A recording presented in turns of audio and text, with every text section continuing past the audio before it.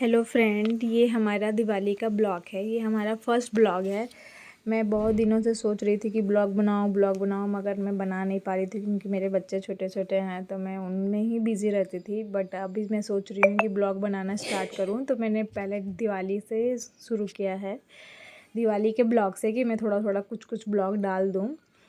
ये दिवाली का डिनर का समय था, मतलब दिवाली के शाम का समय है और मैं दिवाली का डिनर बना रही हूँ। हमारे घर दिवाली के दिन चावल, दाल और ओल की सब्ज़ी बनती है।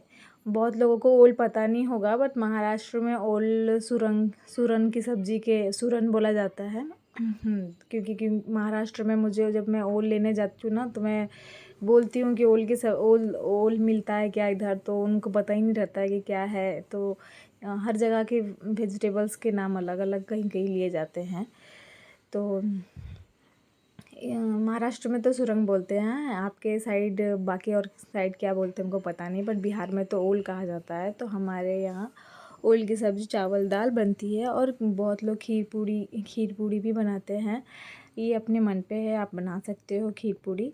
तो हम भी चावल, दाल और खीर पूड़ी सारी चीज़ें बनाते हैं। तो मैं अभी आटा गूंद रही हूँ और मैंने सब्ज़ी बना लिया है। तो मेरे हस्बैंड ने बोला कि तुम दोनों सब्ज़ी और सब्ज़ी और पूड़ी बना लो। मैं चावल और दाल में बना के रख दी थी, सब्ज़ी और पूड़ी तुम बना लो, खीर मैं बना दूँगा। एक्चुअली क्या है फिर कि उनको खीर बनाना अच्छा भी लगता है और मुझे उनके हाथ का ही खीर पसंद आता है, क्योंकि वो खीर बहुत ही अच्छा बनाते हैं। और हमारे यहाँ दिवाली के दिन बहुत लोगों के यहाँ चावल की खीर बनती है, मखाने की खीर बनती है। तो हम भी मखाने की खीर ही बनाते हैं। मखाने की खीर क्या है कि लक्ष्मी जी को बहुत प्रिय है, तो पहले मखाने की खीर हम बनाएंगे, फिर उन्हें भोग लगाएंगे, उसके बाद फिर हम खाएंगे। मैं डिनर बनाकर नहाकर मैं फिर रेडी हो गई।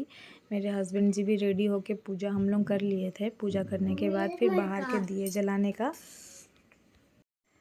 दिए जलाने की तैयारी कर रही हूँ।